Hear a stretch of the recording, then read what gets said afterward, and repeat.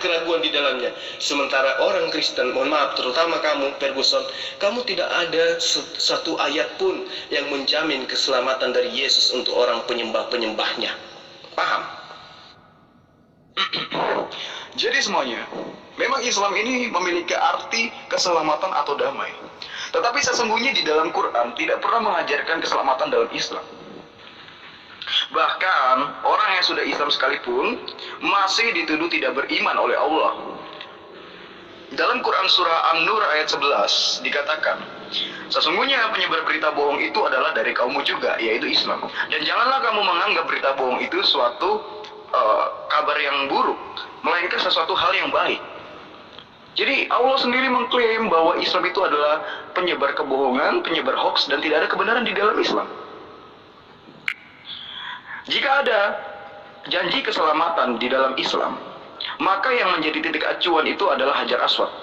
Karena Hajar Aswadlah yang telah menghapus seluruh dosa umat Islam.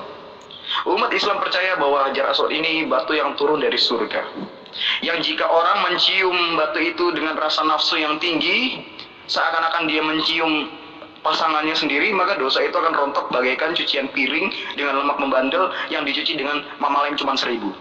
Ya, seperti itu. Dan Islam sendiri memiliki arti kata damai. Ya. Padahal di dalam Quran surah Muhammad ayat 35 dikatakan, janganlah kamu lemah dan janganlah kamu meminta damai. Itu artinya adalah apa? Islam hanya memiliki arti kata damai, tapi Islam sendiri tidak pernah mengajarkan damai. Apanya yang damai dalam Islam? Semuanya perang, bahkan orang-orang yang tidak beriman pun diperangi. Dalam Quran surah At-Taubah ayat 29, perangilah orang-orang yang tidak beriman kepada Allah. Jadi memang tidak ada keselamatan ataupun damai di dalam Islam. Itu hanya janji-janji kampanye saja. Hanya janji kampanye yang memang sengaja diselenggarakan untuk mempromosikan Islam. Ya, jelas ya semuanya. Tidak ada keselamatan dan tidak ada damai di dalam Islam. Seandainya pun ada keselamatan di dalam Islam, maka yang menjadi titik acuan adalah Hajar Aswad. Kalian paham? Terima kasih. Orang buta berusaha menuntun orang buta, tetapi mengatakan orang lain itu buta. Bahkan orang licik berusaha menuduh orang licik supaya kelicikannya tidak terlihat oleh orang. Dari gaya bicaramu aja kelihatan kalau kamu itu sok pintar. Dalam Quran surah At-Taubah ayat 29, bukan cuma Quran surah Muhammad ayat 35, tetapi dalam Quran surah At-Taubah ayat 29 pun ketika orang-orang kafir yang dituduh kafir tidak mengajak orang lain untuk berbuat kafir, harus diperangi. Dalam Islam sekalipun di hadis, darah dan harta orang kafir itu halal untuk ditumpahkan. Quran surah At-Taubah ayat 29, dan perangilah orang-orang yang tidak beriman kepada Allah dan juga tidak beriman kepada hari akhir sampai mereka tunduk dan membayar jizyah, atau dengan kata lain membayar pajak karena mereka tidak mau masuk Islam. Bukan saya berusaha menyebar suatu hoax dalam kebencian. Saya tidak ada membenci Islam. Justru saya berargumen berdasarkan ayat Islam, ayat dalam kitab suci orang Islam itu sendiri. Jadi apakah ketika saya berargumen dengan kitab suci orang Islam itu sendiri, dengan apa yang tertulis dalam kitab itu, terus saya dianggap sebagai penyebar kebencian? Rasanya itu sebuah fitnah. Bahwa memang pada kenyataannya, orang yang tidak mau masuk Islam pun harus membayar uang jizyah. Apa maksudnya orang Islam memaksa, atas perintah Allah memaksa orang-orang yang tidak mau masuk Islam untuk membayar pajak karena mereka tidak mau masuk Islam? Jadi bukan hanya dari satu ayat saja, tapi banyak ayat yang memaksakan orang kafir harus diperangi jika tidak mau beriman Muhammad itu adalah Nabi. Bahkan Allah menyamakan manusia yang katanya adalah ciptanya sendiri, Allah menyamakan manusia itu dengan sebutan binatang. Allah menyamakan manusia dengan binatang. Dalam Quran surah Al-Anfal ayat 22 dan ayat 55, Allah menyebut orang kafir. Orang kafir itu ciptaan Allah juga kan? Tapi Allah sebut itu sebagai binatang. Sesungguhnya binatang atau makhluk yang hina di sisi Allah adalah orang-orang kafir. Manusia yang Allah ciptakan, Allah sebut sendiri manusia itu adalah binatang. Dan saya tidak pernah mengatakan hal yang mengada-ngada di luar dari ayat Quran, tidak pernah. Jadi fitnah kalau ada orang yang bilang saya itu menyebar kebencian. Fitnah itu mulutnya mulut licik. Dari gaya bicaranya udah kelihatan sok pinter kok. Orang bisa menilai. Memang pada kenyataannya walaupun tidak mengajak orang itu keluar dari Islam, orang kafir memang harus diperangi. Dalam hadis juga darah dan harta orang kafir itu halal. Dalam Quran surah At-Taubah ayat 29 juga dikatakan, perangilah orang-orang yang tidak beriman kepada Allah dan juga tidak beriman pada hari akhir sampai mereka tunduk membayar jizyah. Bukan karena saya mengada-ngada, memang faktanya seperti itu. Dan umat muslim seperti Zulkifli ini yang terlanjur sok pinter, tidak akan terima dan dengan segala cara, walaupun itu suatu kelicikan dan memfitnah saya, pasti dia lakukan gitu loh. Walaupun bersumber argumen saya itu semuanya sumbernya dasarnya dari Al-Quran, mereka tetap akan menyangkal itu. Kalau memang mereka tidak puas hati dengan argumen saya yang berdasarkan atau bersumber dari Al-Quran, jangan berdebat sama saya. Silakan berdebat dengan Al-Quran sendiri, kan saya ngomong berdasarkan Al-Quran. Apakah saya bisa disalahkan? Kalau saya ngomong saya ini hanya seorang penyamu lidah, apakah saya bisa disalahkan? Kalau saya berbicara seperti apa yang Quran katakan. Kalau saya mengada-ngada, nah baru bisa saya dipermasalahkan. Tetapi kalau saya berbicara hanya menyamu lidah sesuai yang tertulis dalam Quran, apakah saya bisa dipermasalahkan? Justru memang Zul ini cari-cari oknum untuk bisa dibuat VN-nya itu jadi video di YouTube, supaya YouTube-nya itu laku. Makanya saya cuma VN hal seperti itu, dia tanggapi dengan gaya yang sok peminter, suaranya kayak wah gitu.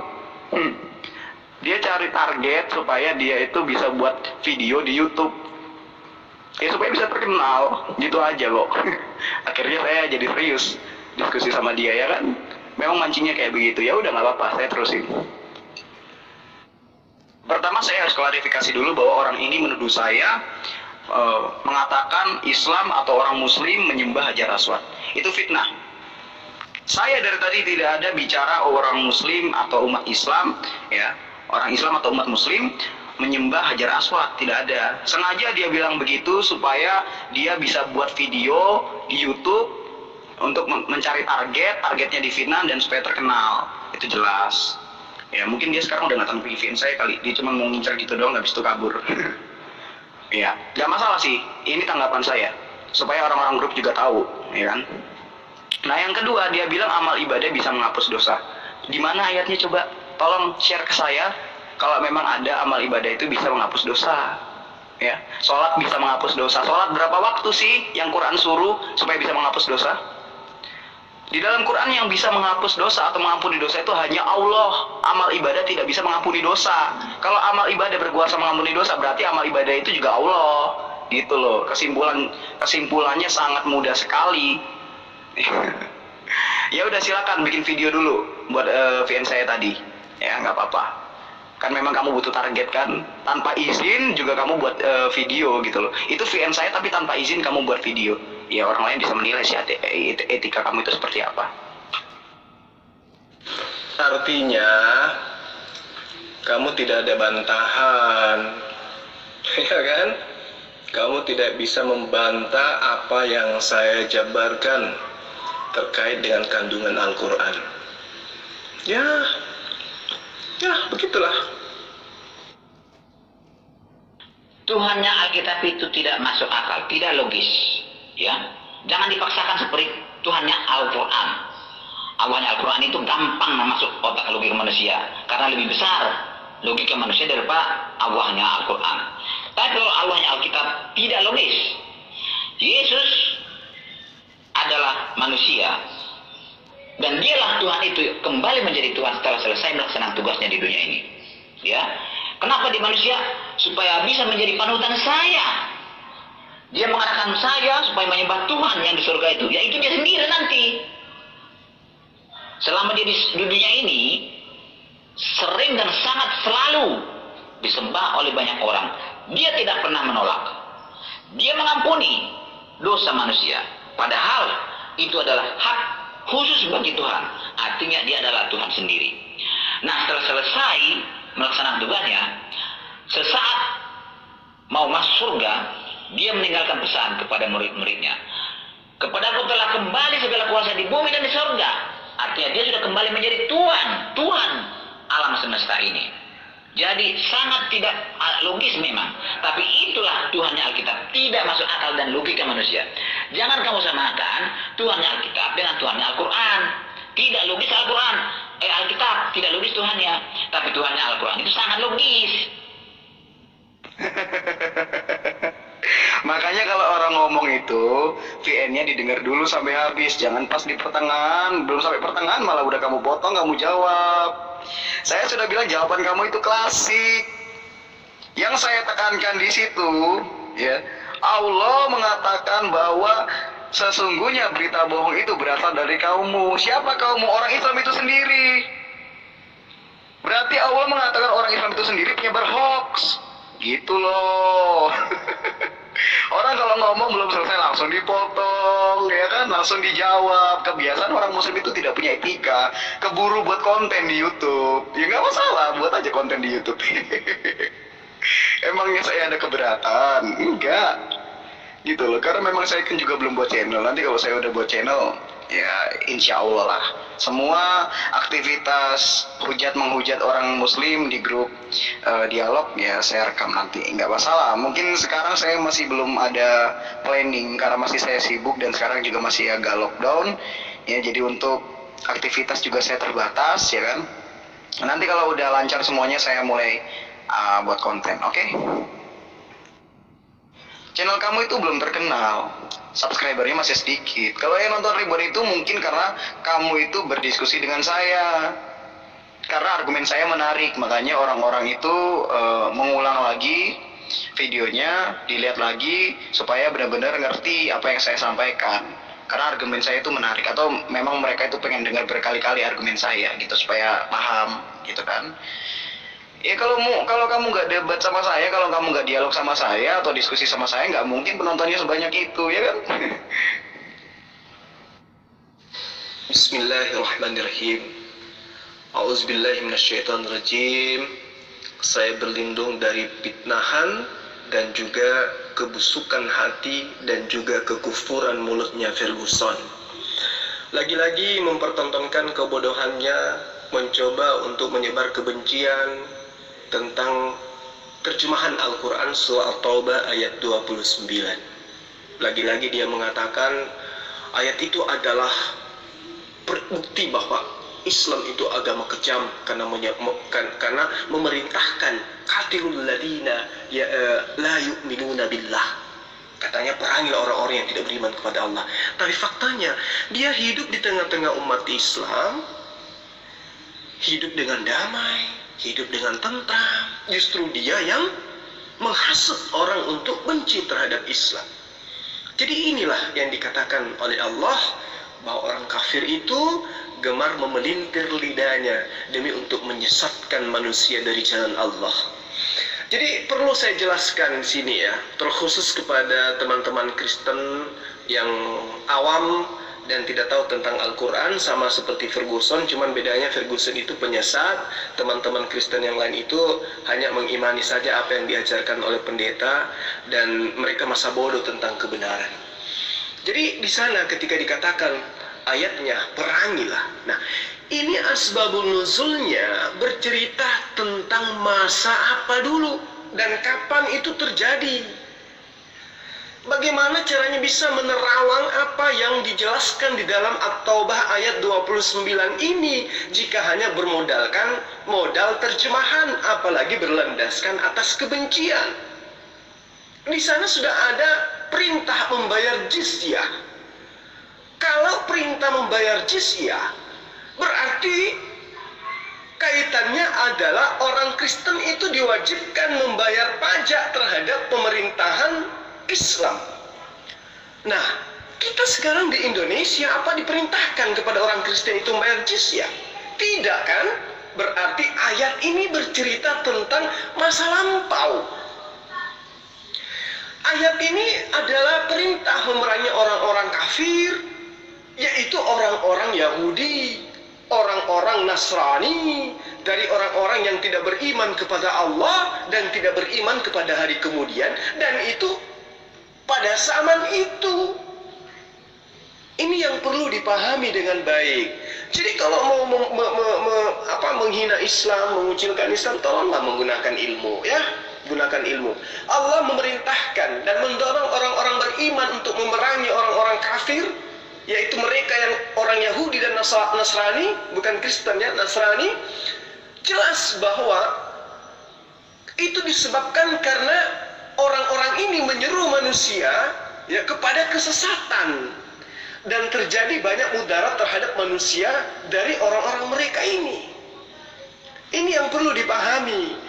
Dan titik akhir dari perang ini jelas, sampai kepada mereka itu membayar pajak. Nah, ini yang terjadi. Di mana kejadian ini pernah terjadi? Di mana kejadian ini pernah berlaku? Di mana? Apa ending daripada itu? Adanya piagam Madinah. Nah, siapa yang memerintah pada saat itu? Umar bin Khattab. Apakah Umar bin Khattab ada pada zaman sekarang? Apakah orang-orang kafir yang diperintahkan membayar jizyah zaman sekarang? Tidak. Di dalam Sahih Bukhari, ya, jelas di hadis nomor 3000-an ya, kalau nggak salah 3157, mudah-mudahan saya tidak keliru. Ayat ini adalah ayat yang dijadikan oleh jumhur ulama yang berkata bahwa jizyah tidak diambil kecuali dari ahli kitab pada zaman itu. Kenapa? Karena Allah tidak menyebutkan tentang bolehnya mengambil jizyah kecuali dari orang-orang tadi, yaitu Yahudi dan Nasrani. Berarti ini berbicara konsep dulu. Konsep dulu, bukan berbahasa tentang sekarang. Nah, maka jelas ya bahwa orang-orang Majusi ya yang diindukkan kepada, yang ditujukan kepada ahli kitab dalam hal mengambil jizyah pajak ini ya dari mereka, maksudnya itu adalah ketika mereka pada saat itu berada di dalam pemerintahan Islam. Ya, kenapa? Karena pada zaman itu Nabi mengambil jizyah dari orang Majusi Hajar. Kemudian Umar melanjutkan juga mengambil dari orang Majusi Persia. Orang Kristen tidak tahu ini. Yang mereka tahu adalah perangilah mereka dimanapun kamu temukan mereka. Sementara menuduh Islam, tapi dia berleha-leha di negara Islam yang mayoritas Islam, yang merdeka atas perjuangan Islam. Itu namanya balul. Jadi ini terakhir ya, saya VN di grup ini untuk malam ini. Terkhusus kepada saudara-saudara saya umat Islam. Tentu kita paham bersama bahwa orang Kristen itu tidak memiliki dasar pijakan yang benar di dalam beragama. Kenapa? Karena mereka tidak menemukan agamanya itu benar-benar bersumber dari pengajaran Yesus. Jangankan bersumber dari pengajaran Yesus, bersumber dari kitab-kitab para nabi juga tidak. Mereka hanya mencocok-cocokkan antara nubuatan yang ada di perjanjian lama atau kitab Tanakh terhadap karangan orang-orang yang kemudian mereka jadikan rasul. Padahal kalau mereka ini cerdas, mereka akan paham bahwa bukan hanya 4 kitab itu yang ada sebenarnya, tapi ada kisaran 100-an atau minimal 70-an lah kitab yang sebelum dilakukan konsili Nicea itu bertebaran di mana-mana. Maka wajarlah kemudian ketika Paulus dalam Galatia kebakaran jenggot mengatakan meskipun beribu-ribu malaikat yang datang menerangkan, menyampaikan kebenaran kepada kamu, kalau bukan melalui Injil kami maka terkutuklah dia. Jadi dia sudah kebakaran dengan mengatakan itu. Walaupun malaikat dari langit yang memberitakan Injil kepada kamu, tapi berbeda dengan Injil yang kami beritakan, maka tersesatlah dia. Itu artinya bahwa pada zaman itu memang banyak Injil bertebaran. Cuman karena kebetulan 4 yang Injil yang di kanon itu bersamaan konsepnya tidak berseberangan dengan konsep pagan penguasa kala itu Romawi, maka mereka meloloskan 4 kitab itu. Jadi orang-orang Kristen ini nggak paham, utamanya yang ada di grup ini. Dia tidak paham kalau agamanya itu berasal dari penguasa Romawi. Nah, sebelum ada Kristen, ada 2 pengaruh besar yang ada di muka bumi. Apa itu? Pengaruh ajaran agama dari Bani Israel. Kedua, pengaruh dari penguasa Romawi kala itu, Kaisar Romawi kala itu. Nah, Ajaran para nabi itu berhenti di mana? Di Bani Israel. Apa itu? Ya, sekarang kita kenal dengan Yudaism. Mereka menyembah hanya kepada Allah. Mereka mengkitabkan kitab anak. La ilaha illallah. Tidak ada Tuhan selain Allah, yang mereka sebut dengan sebutan Hasem. Nah, ini Kristen dari mana? Kristen itu bukan dari situ. Kristen itu berasal dari konsep keyakinan yang besar, yang satu, yang seberang itu, yaitu apa? Trinitas. Jadi ajaran yang diadopsi dari Mesir kuno, kemudian diadopsi masuk ke Kekaisaran Romawi, Trinitas, nyembah tiga Tuhan, kemudian mempusi masuk ke ajaran Yesus, itulah lahir Kristen. Jadi konsep menyembah tiga Tuhan, ibadah hari Minggu, Natal tanggal 25 Desember, kemudian pesta pora akhir tahun, kemudian apalagi tidak sunat, makan babi, pesta-pesta, menyanyi dalam beribadah, ya, itu semua diadopsi dari ajaran pagan Romawi, karena memang itu dibentuk oleh agen-agen Romawi kala itu. Makanya agen Romawi itu mengirim surat-suratnya tidak ke perkampungan Yahudi, tetapi kepada non-Yahudi. Kenapa? Karena kalau mereka mengirim surat ke Yahudi pasti ditolak, karena mereka tahu, agen-agen ini tahu, nggak mungkinlah kita mampu merubah konsep keyakinan orang Yahudi. Maka yang ada kemudian adalah lemparkan surat-surat itu keluar ke non-Yahudi, tapi mengatasnamakan Yahudi supaya banyak yang terpengaruh. Itulah yang terjadi. Kemudian untuk saudara-saudara saya yang Kristen, ini nasihat saya ya sebagai saudara ya. Kalau kalian ingin mengetahui tentang Islam, maka lakukan hal yang sama seperti orang Islam lakukan. Apa itu? Mulai dari Iqra 1, Iqra 2, Iqra 3 dan seterusnya. Belajar dari situ. Jangan lantas kalian itu membaca terjemahan untuk mengkritisi. Salah. Kalian harus masuk ke dalam kerana Al-Quran. Baru kemudian mengkritisi kalau ada yang Anda tidak pahami. Atau Anda sudah pahami tapi tidak sesuai dengan pemikiran Anda, baru dikritisin. Kalau hanya kalau hanya modal kebencian, malah bisa kalian sampai kepada kritik Quran. Tidak bisa, kalian akan ditertawakan. Jadi kalau mau mempelajari Quran, ayo masuk dulu. Mulai dari pintu, Assalamualaikum, sudah itu silakan duduk, dipersilakan duduk, kemudian dipersilakan bicara, kemudian silakan minum tehnya, lalu pamit pulang. Itu baru namanya belajar Quran. Tapi kalau langsung masuk lewat jendela, langsung lewat atap turun masuk ke rumahnya orang, nggak bisa kalian itu. Karena Al-Quran itu punya kaidah, ada kaidah-kaidahnya, ada rambu-rambunya untuk paham Quran, step by step. Itu jelas, itu kaidah, nggak bisa langsung begitu paham, langsung ini, nggak bisa seperti itu. Ya, itu berarti Anda hanya mempertontonkan kebencian. Jadi kalian harus belajar Al-Quran kalau mau mengkritisi Islam, mau mengkritisi Al-Quran. Jangan terjemahan. Apakah terjemahan itu salah? Tidak, terjemahan itu tidak salah. Tetapi terjemahan itu hanya arti dari kata yang ada dalam ayat itu. Bukan menerangkan tentang ini maksudnya apa yang terjadi pada zaman itu, kapan berlakunya ini, dan lain seterusnya. Seperti itu ya. Jadi terkhusus kepada Ferguson, saya akan videokan ini, itu pasti. Biar orang tahu bahwa kaummu itu tidak tahu sama sekali tentang Al-Quran. Hanya modal terjemahan saja. Oke?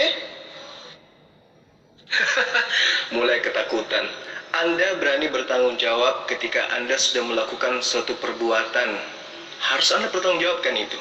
Anda berbicara mengenai Islam berarti Anda siap diviralkan. Kan gitu ya? Saya pun begitu. Silakan buat YouTube. Ya. Silakan sebarkan kemana-mana supaya umat manusia itu mendengarkan kebenaran. Anda ketakutan. Kenapa? Karena yang kamu sampaikan itu adalah bukan kebenaran, tapi fitnah dan kebohongan. Kemudian saudara mengatakan sebutkan dalil ayat yang menerangkan bahwa perbuatan-perbuatan amal soleh itu menggugurkan dosa atau menghapus dosa. Rasulullah SAW bersabda di dalam hadis riwayat Muslim, barang siapa berwudu lalu memperbagus wudunya, dosa-dosanya akan keluar dari tubuhnya yang terkena air wudu sampai keluar dari ujung jemarinya. Selain itu, umat Islam juga menyempurnakan wudu meski dalam keadaan tidak menyenangkan. Keadaan tidak menyenangkan sini maksudnya adalah dalam keadaan dingin misalnya, di mana manusia tidak lagi kondisi sehat untuk menyentuh air yang dingin, itu dibolehkan. Dalam hal ini melakukan itu adalah menggugurkan dosa. Kemudian di dalam melakukan amalan-amalan setelah kita itu melakukan amalan wajib, ya, seperti sedekah misalnya. Di dalam hadis yang diriwayatkan oleh Imam Tirmizi, jelas dikatakan sedekah dapat menghapus dosa sebagaimana air memadamkan api. Nah, lalu kemudian dikatakan pula di dalam kitab Riyadhus Shalihin, Imam Ahmad menjelaskan bahwa sesungguhnya Allah Azza-wa-Jalla itu berfirman, sesungguhnya apabila aku menguji seorang hambaku yang mukmin, lalu ia memujiku atas ujian yang aku timpahkan kepadanya, maka ia bangkit dari tempat tidurnya dalam keadaan bersih dari dosa seperti ketika dia baru lahir dari kandungan ibunya. Apa yang menyebabkan itu adalah memuji, berzikir kepada Allah. Itu menyebabkan dosa terhapuskan. Kemudian Imam Ahmad Tirmizi juga menjelaskan bahwa di dalam hadisnya Rasulullah SAW menjelaskan bahwa bertakwalah kepada Allah dimanapun kamu berada. Ikutilah kejelekan dengan kebaikan. Lakukanlah kebaikan ketika engkau melakukan keburukan. Lalu kemudian keburukanmu itu akan dihapuskan dengan kebaikan.